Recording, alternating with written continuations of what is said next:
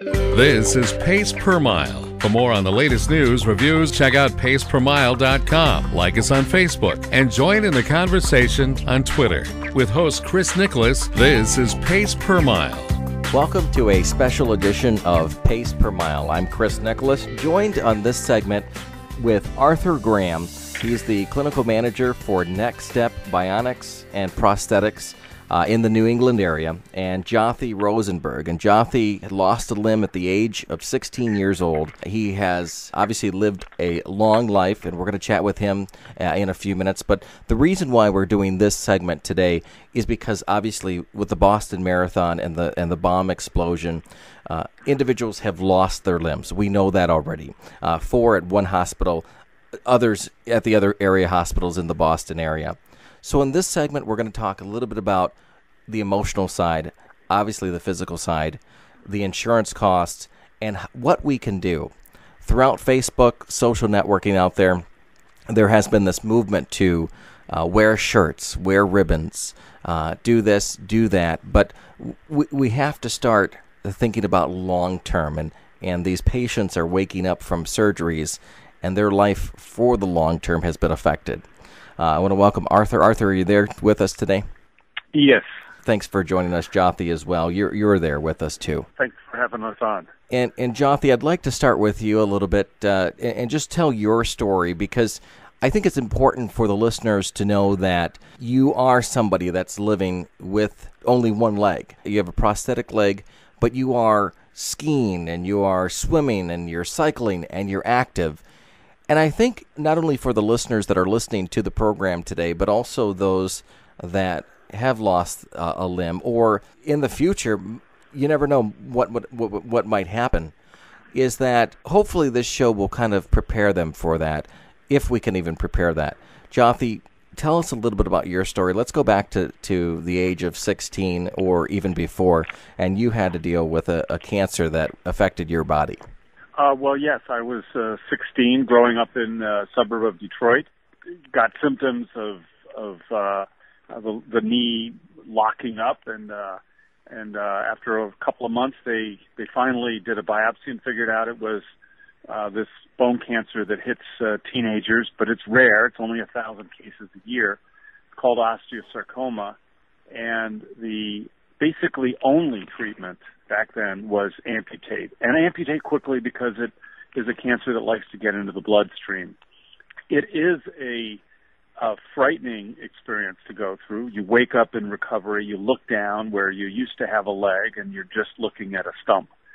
And especially back then, this is 40 years ago now, they really didn't know what you could do. There were very few resources. Things that we take for granted hadn't even been invented yet. Most people who are skiers have probably seen people skiing with outriggers, which look like Canadian crutches with ski tips on the end. Those hadn't been invented yet. So, and I was an avid skier, so I wanted to figure out what could I do. And that will be the reaction of people who go through this is, how do I get back to normal?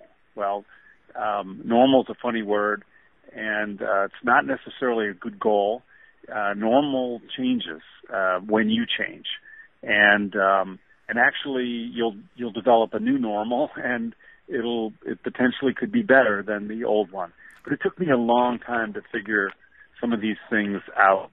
And so I wrote a book called Who Says I Can't, to try to help people who follow behind, maybe saves them some time. Unfortunately, the cancer spread. Like I said, it's an aggressive cancer. It gets into the bloodstream, and 3 years later, it had spread to my lung. Had to have a left lung removed. That turned me into a almost maniacal swimmer. Swimming's a great sport for somebody with diminished lung capacity, because it's one of the few sports where you can't pant. You can only breathe as fast as you can turn your head, and that's slowly and deeply, and that's good for your diminished lungs. And so I swim a lot, and I do these other sports, And sports is how I rebuilt the most, I think, horrible casualty of these kinds of things, which is your loss of self-esteem. You recover from the physical stuff, and your prosthetic allows you to walk again and levels the playing field socially so that you don't look different. But self-esteem is a dangerous thing to lose. And getting it back was essential. And for me, sports was a way to do that, because people with disabilities, people who've been knocked down in life, have shown time and time again that they're willing to focus harder and work harder at something than most other people. And it is just a fact. If you work hard at something, really, really hard, you will get good at it. And that'll make you feel better and better about yourself. And slowly but surely, that self-esteem comes back. You took this experience and you opened the doors wide, because right now you're a speaker. You speak at many engagements for schools and for businesses. You have your book out. So something that was negative turned positive for you in your life. Expand upon that side of it, the who says you can't, and explain what the foundation is. At first, it was all about, and it has to be all about the person. It has to be self-centered. You have to recover, and you do whatever you can to recover.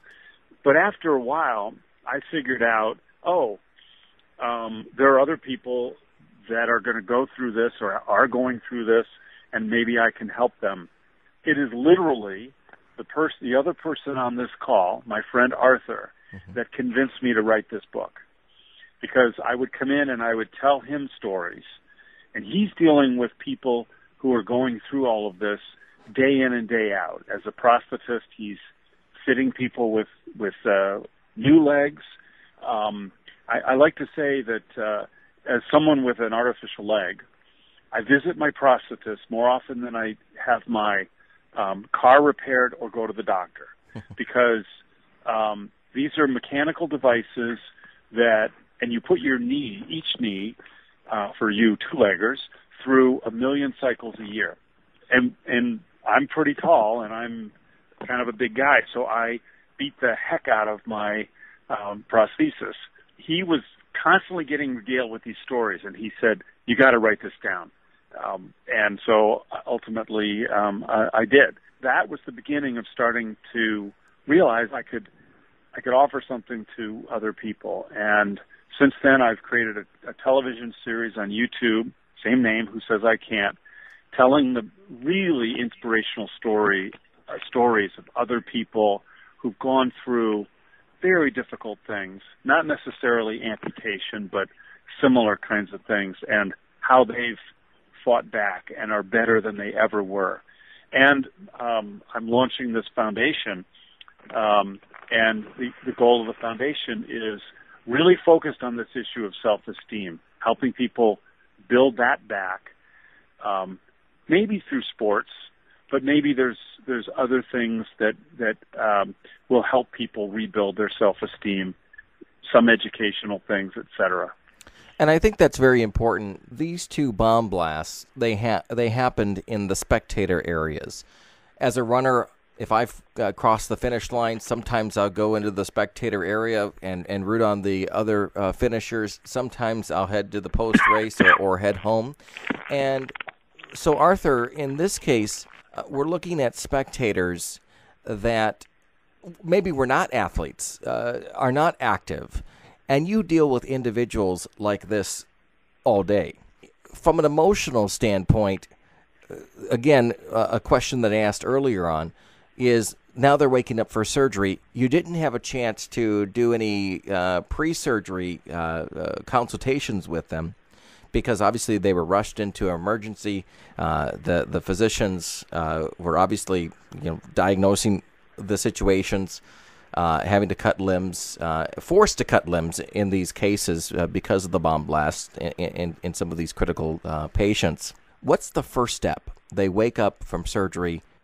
I think, from what I've heard in my many years of visiting patients in hospital rooms shortly after surgery, I think there's a lot of fear initially. And, Jothy, you could certainly, speak to this as well. Just that fear of the unknown, not knowing what comes next. If they're married, they're obviously worried about, how they're going to care for their family. If they have kids, how they're going to take care of the kids. If they're employed, how they're going to do their job. There's just all these things running through their mind as well, as the physical damage to the body. There may be multiple injuries. There may be more than one limb involved. There could be injuries to other parts of the bodies. There's just so many things, and it's often a very highly charged emotional situation, and the first meeting can last quite a while. It can also last sometimes less than a few minutes if the patient is just not ready, and they have to go through the well-known stages of loss and acceptance and moving on, and that healing process varies from person to person. As a prosthetist, we're trained to design, fit, and fabricate artificial limbs, but I think we also want to get to know the person. We want to know, what did you do before the accident? What was their passion? What did they like to do? What was what was it, sport? Was it whatever? And we really want to try and integrate that back into their life as we move forward. And I think there's sometimes just that part gets maybe forgotten about in the rush to talk about equipment and parts and components. We need to spend some time getting to know the patient on an emotional level, because at the end of the day, this is a relationship. Certainly in my case with Jothy, has gone on for many years, and I hope continue for many years. And you become, I'd like to say, friends, and you become part of their life. They become part of your life, and that's where the success comes. The components are components, and they're important, but I think the emotional aspect is very important. And we see a lot of that in physical therapy relationships and such, and you are there working with the physical therapist and the patient in many cases, correct? Correct. The physical therapy relationship is usually fairly short, maybe a month or two, and then the discharge. The relationship with the prosthetist will go on, perhaps the rest of the patient's life.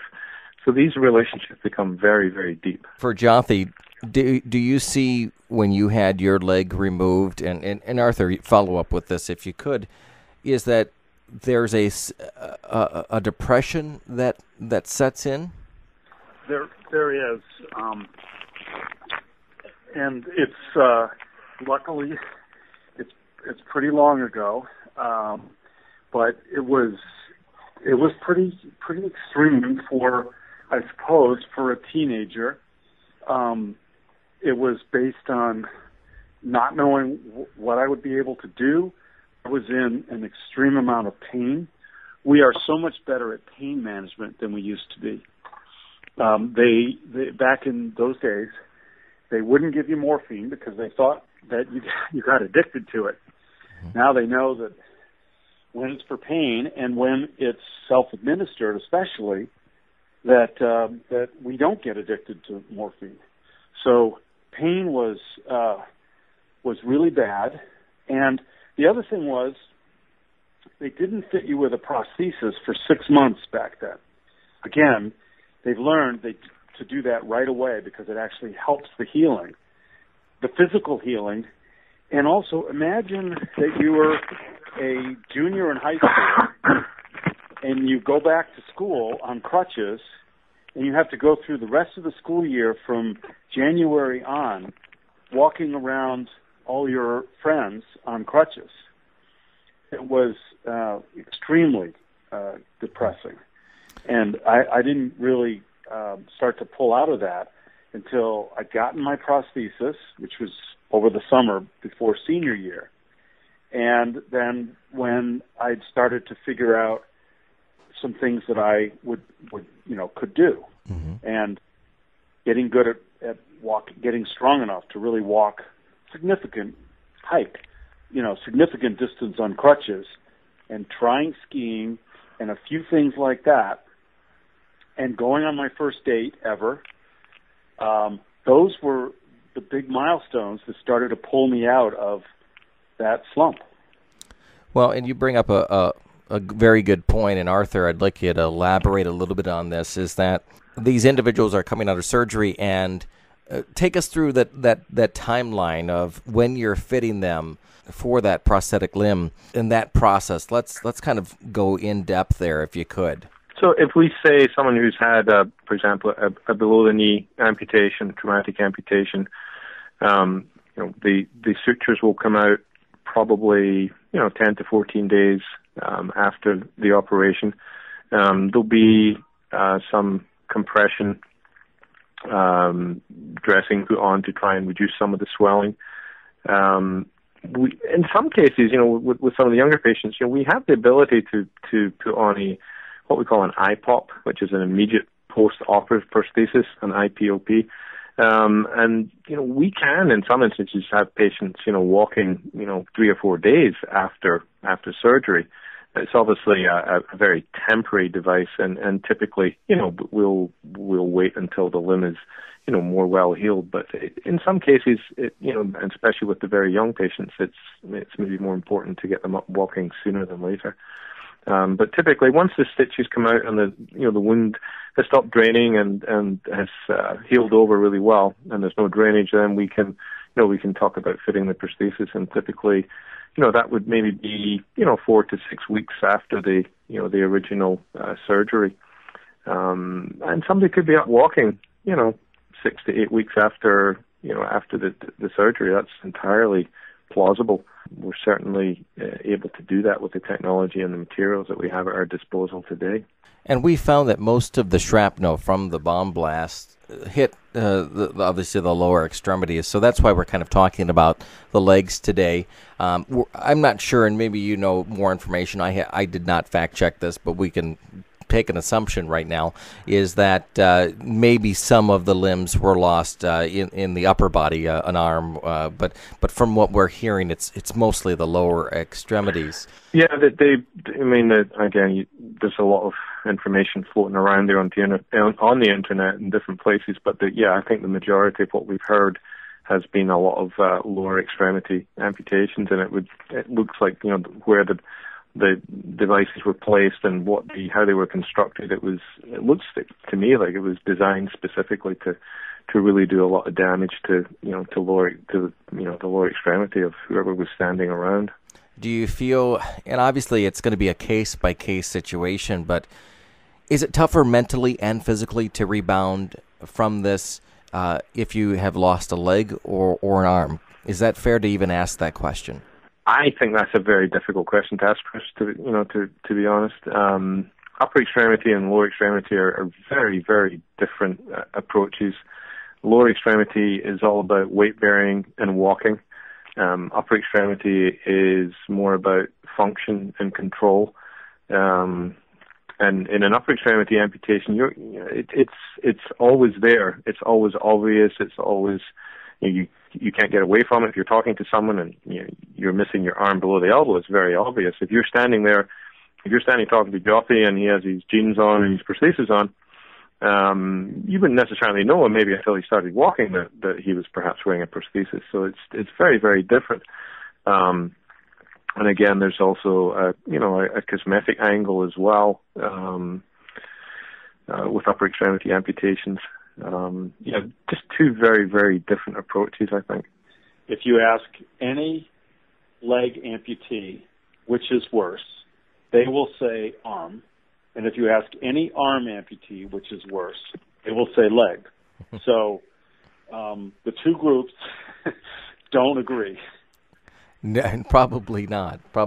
And the challenge is, off the air, Jothy, you were telling me, and I really didn't think about it until you were actually explaining it to me, is that, and if you could just kind of tell that same story about walking down a sidewalk, and you've got obviously the brakes in the sidewalk, and just the balancing when you have a prosthetic leg. I mean, there's a couple of problems. One is that, you with two biologic legs, you have a whole raft of senses that are feeding to your brain where your foot is, where your weight is, you don't need to look down to know whether your knee is straight or bent. You have special things called proprioceptors in your joints that tell you what angle your joints are at. You know exactly where everything is. So the first problem is that the amputee does not have that sensation and needs to go by sight or timing, or they just need to have the kind of prosthesis that will protect them no matter what. Because up until just about 7 to 8 years ago, the only type of prosthetic knee available was one where you had to have the knee completely straight before you put your weight on it, or you would fall. And amputees fall an average of once a week. Up until these, and not everybody has these, but these microprocessor-controlled knees that can detect if your knee is going through high acceleration, meaning you're falling, or you're going downstairs, which is kind of controlled falling. And when it detects that, closes a valve in a hydraulic cylinder and puts on the brakes. So if you're walking along in an old-style prosthesis and your heel steps on an uneven sidewalk, or the boundary between floor and carpet, or an extension cord, there's a really good chance you're going down. And I used to fall a lot, and I'm going to knock on wood right now. I haven't fallen in 7 years since I got this microprocessor knee from Arthur. And so that brings up and for Arthur, I think that brings up a good transition and segue here, is that the technology out there, I think, probably some people have that perception that, we're going to be kind of dragging a fixed leg with us everywhere that we go. But the technology is not that way. It's much more advanced now. It really is. If I could just backtrack just one little bit there, Chris. When we talk about prosthetics, I think we tend to jump to the technology first of all, but I'm sure Jothy would back me up on this point, that the first part, the most important part, is the socket, the interface that goes around the limb.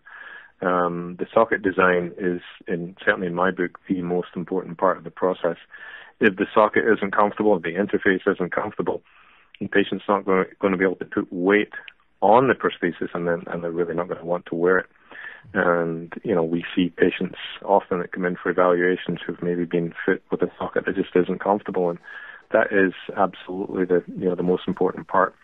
Then we move on to the technology. Can I interrupt, Arthur? Can I interrupt for a second? Sure. This is why, and I have to endorse what he just said, and we do talk about technology, and we get carried away, but fit and comfort is why Arthur is my prosthetist, and he's a master at that. And he probably still wishes that he had better materials for fit, because even someone like myself, who's very experienced at it, when I take a trip by plane and I go through multiple airports and therefore walk further than my normal daily amount is, I'm hurting when I get back. And maybe I need to go a couple days not even wearing my leg because it hurts so much. So he's right. Fit is by far the most important thing. Sorry, Arthur, back to you.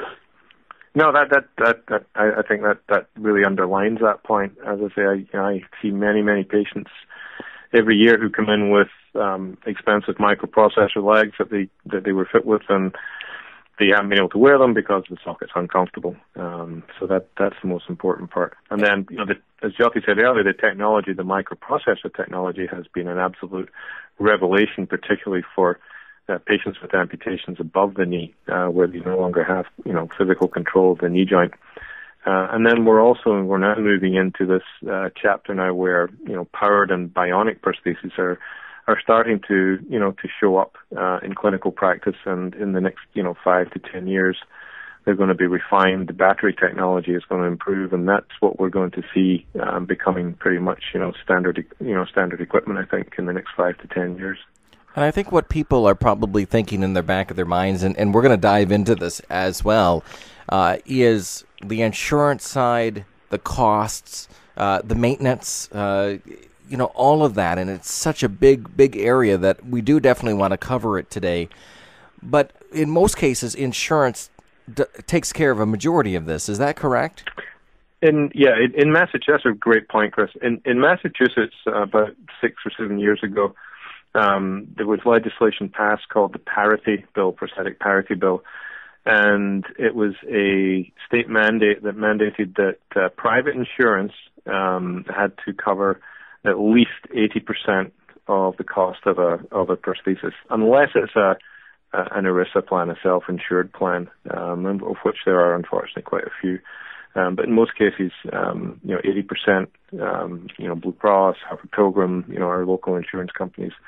Medicare covers 80%, so that's fairly standard. Workers' compensation, they'll cover often 100%, and the Veterans Administration will often cover 100%. And I think there's also, if I could just quickly say about the Veterans Administration, there's a belief that you have to be injured in action to be eligible, which is not the case. If you were an honorably discharged veteran and you were injured in one of these explosions, you're still eligible for prosthetic care paid for by the VA, and that's people are often not aware of that fact. But insurance, 80% sounds reasonable. However, Jothy's prosthesis that he's currently wearing is probably around, I'm going to say, $45,000, Jothy. So I think it's more than that. More than that. So say $50,000 for a fairly sophisticated above the knee prosthesis. So 20% the patient has to find, we're talking about $10,000. I don't know about you, Chris, but I certainly don't have that lying around readily available. So that can be sometimes a real impediment for patients to get the most appropriate type of technology that they need. And I'm just wondering today, as I flip through the papers and the media, that there's all sorts of funds being set up and things being set up to help people financially. That some of this money may filter down to help patients with their co-insurances and some of their out-of-pocket expenses, so that's not the reason that they don't get the most appropriate technology. Well, that's exactly what I'm going to focus the Who Says I Can't Foundation on first, is making sure, if they're not covered any other way, that all these people get microprocessor knees and don't have to shell out a whole bunch out of pocket. I mean, what really concerns me about this is that, first of all, there's only 20 states out of 50 that have laws that make the insurance companies pay this 80%. If you don't live in one of those states, you could actually have a lifetime cap of $5,000 on your prosthetics, which is just ridiculous. Mm-hmm. Or even a one prosthesis per lifetime law, and we've come across those in the past as well, which is just absolutely crazy. Well, let me break in there for a second. Is how many prostheses will you go through in an average life?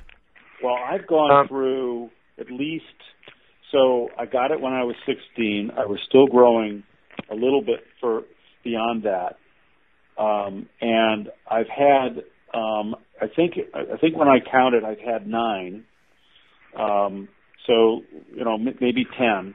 So that's an average of every 40 years. That's an average of every 4 years.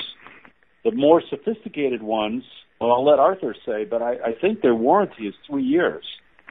Yeah, the microprocessor knees carry 3-year warranties from the manufacturer. So after that 3-year period, repairs become pretty expensive, and at that point, knee joints are often replaced.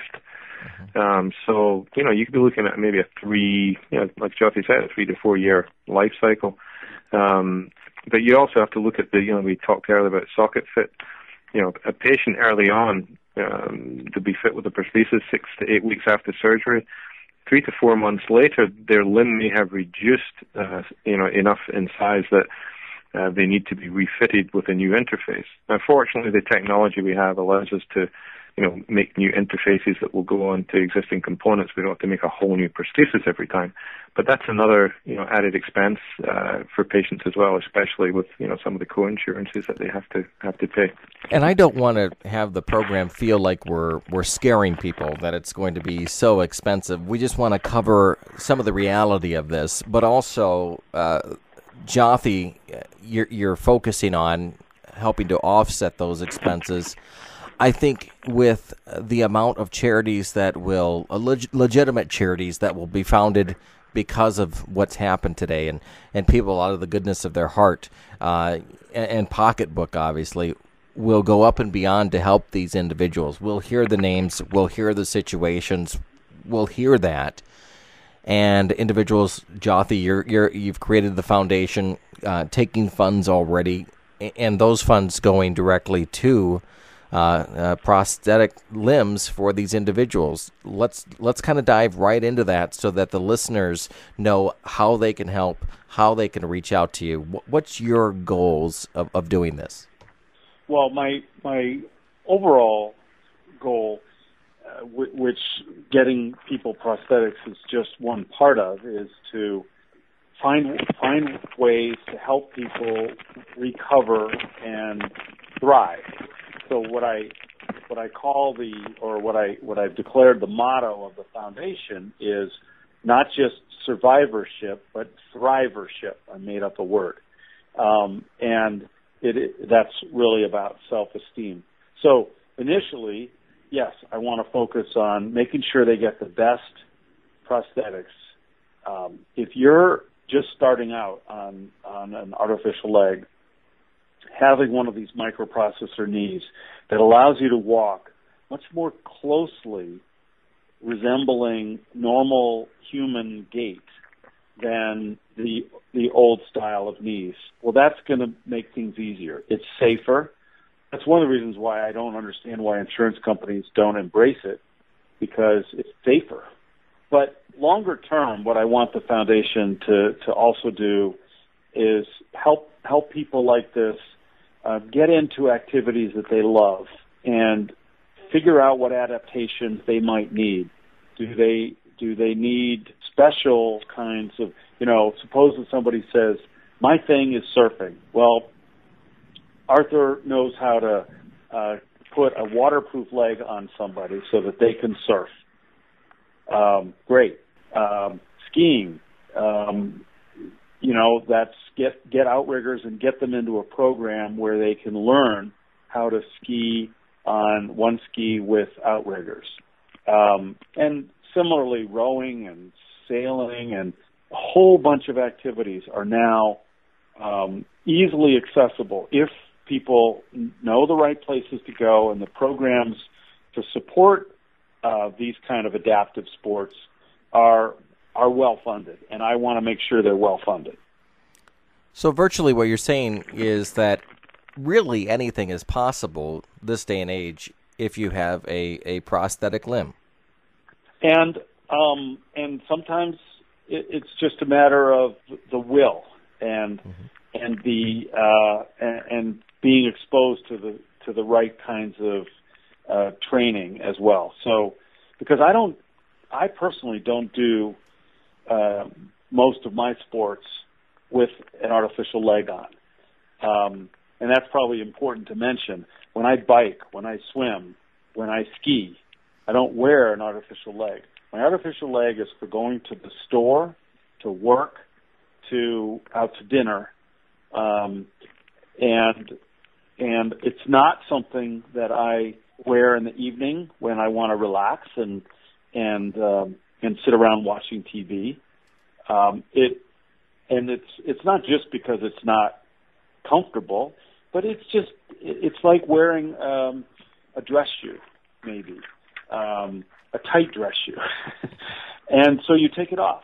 And for sports, in my case, I have a fairly short stump, and it's not really going to help me. I don't have any power in the knee, so it's not going to help in skiing or biking. And in fact, it's got a lot of leverage on it, and so if you fall, you could get really hurt with the leg on.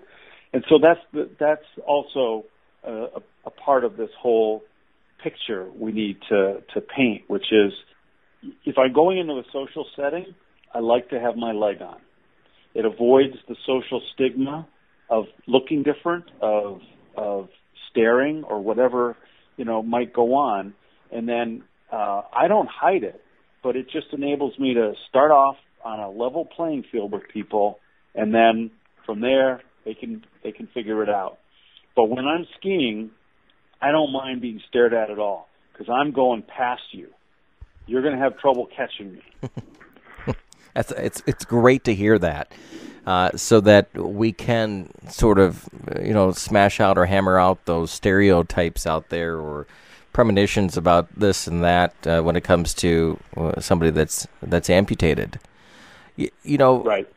I think, and Arthur, tell me if we've missed anything, but I think the two of you can certainly work together. People can reach out to you separately if they have questions. I think listeners could certainly, and you probably have both seen this, is that maybe the individual that was amputated, their family members may reach out to you first. Do you see that in some situations? Exactly. That's a great point, Chris. I think early on, the patient, the individual may be heavily medicated, maybe on painkillers.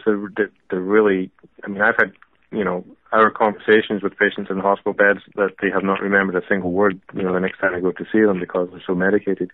However, the wife or girlfriend or brother or sister who was sitting in the chair next to them was taking notes and remembered everything that you said. So very often early on, the caregiver or the spouse or whoever is going to be the point person for information and coordinating, the plan of action. So I think it's really important that that information is readily available to family members that are searching for it right now. I didn't get a chance to talk too much about this in the top of the show, but I kind of want to open it up as we start to close down this particular segment. But I definitely leave the door open for the two of you to be back on the show in the future. I know, Jothy, you and I are going to be working a little bit to promote the foundation and the efforts to raise funds, and we're going to continue that over the next couple of weeks, couple of months, and down the road. Arthur, the same thing. I think your knowledge is absolutely incredible. So we want to have both of you back on the show. But I appreciate that, Chris. And if I could just say, I would, we were chatting today in the office about how, we've seen all this, outpouring of support, and it reminded me a little bit of, when the Haiti disaster occurred. There was almost like too many people competing to try and, with the best will in the world, to try and help. It would be nice if there was, one foundation or one organization that was channeling or, coordinating, some of this help. I think that would, in the longer run, really, really help the patients or the people that really need the support, whether it be financial, emotional, physical, whatever. I think when there's, too many people involved, it can sometimes get a little bit cloudy and it becomes more difficult to manage. Completely agree. And Jothy, with your foundation, Arthur, with you consulting and the two of you working together, you've been friends for this long. Obviously, there's that conversation back and forth, and you two are in the heart of things too. For us, miles and hundreds of miles away from quote unquote ground zero of the Boston Marathon bombing. Personally, I wanted to get into this side of it. Your feelings. What were your thoughts, Arthur? If you can kind of, and we'll give you a couple of minutes and your thoughts on what's happened and how do we rebound from this. We watch the marathon every year in the office. We'll often walk down to the end of Beacon Street where our office is, and we'll watch some of the runners. And we actually have a couple of our clients who take part in the race, and we'll sometimes see them running by with their running prostheses on.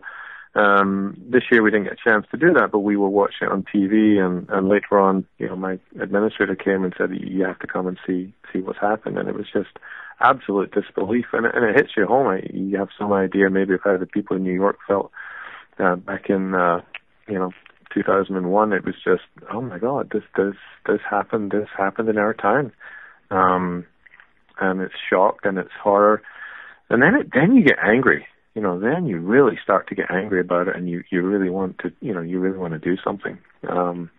That was just my own personal feelings. And certainly most of the people in the office felt the same way. Be interested to hear Jothy's take on that also. Jothy, same thing, open forum, your thoughts, what you were going through. Both of you are in the New England area, in the Boston area too, right? Yeah. Yes. Yeah. Yeah, we're very close to this. And for 16 years, I lived right on the marathon route, and I would go out. I would take the day off. It's a state holiday, Patriots Day, and it's kind of this celebration of New England is finally feeling spring, and it's the oldest marathon, and it's just this wonderful expression of freedom. It's quirky. Yes, the elite runners come by first, but a couple hours later, people are wearing weird outfits, and a lot of people run by with shirts expressing who they're raising money for, and it's a wonderful, positive event. And Boston is very it's a very gelled city by a number of events. I mean, we're a very sports-oriented town. I mean, in a 10-year period, we won 3 Super Bowls, 2 World Series, the Stanley Cup, and NBA championship. No other city in the country can actually say that. So sports is important here. And, of course, there is this excitement about, for both Arthur and for me, of any amputees or people in wheelchairs that take this on. The thought of running 26.2 miles is pretty amazing. So when I saw we were watching right as the bomb blast went off, and of course my first thought was not sinister. It was, maybe there was an accident in one of those stores or hotels. Of course, when there was a second one, it started to get really frightening. My emotions went from outrage to sadness to mad. What could possibly motivate somebody to be this sick and twisted? I don't know if we'll find out. Hopefully we'll find out. Mm-hmm. But it feels like a violation. If your car's broken into, you feel, or your house, you feel violated. If identity theft happens, you feel violated. And here's something where 6 million people in the metropolitan area feel violated. Can't wait for this person to be caught. And I hope that Boston and the country as a whole doesn't have too much of a knee-jerk reaction to take away some of the wonderfulness of these kinds of events because of this happening and fear of it happening again. I mean, yes, we probably need to do some things differently or do some things better, but I don't want us to stop doing this. And from what I hear, a lot of the runners are very adamant. I'm doing this again. I'm all in. So that's great to hear. Very true. Great words. And yes, the runners will be back. The marathon will continue. And I think, honestly, we can say that we will be stronger than ever. Arthur Graham, tell us a little bit about how people can get a hold of you, the website. If they have any additional questions, how do they reach you? Okay, the website is going to change in a few months, but right now it's www.nextstep.com, or if you just Google Next Step Prosthetics, it will pop right up. And all our contact information is on the website. So yeah, anyone who wants to reach out and wants to help, we'd be happy to hear from them. Great. And Jothy, tell us a little bit about the next step from here. How do people connect with you? Obviously, I would assume website, Facebook. How are they reaching out to you? I have a Facebook page, Who Says I Can't, is the Facebook page. One word, no punctuation or spaces. And then my website is whosaysicant.org. And from there, you can contact me directly, and you can find out about the foundation. There is a foundation link on the top menu. And foundation, I just got the site up. I've been working on it for a while, but I just got the site up, and it's going to focus initially on these new amputees from the bombing, and people can send in checks or click on a link to credit card, donate through PayPal.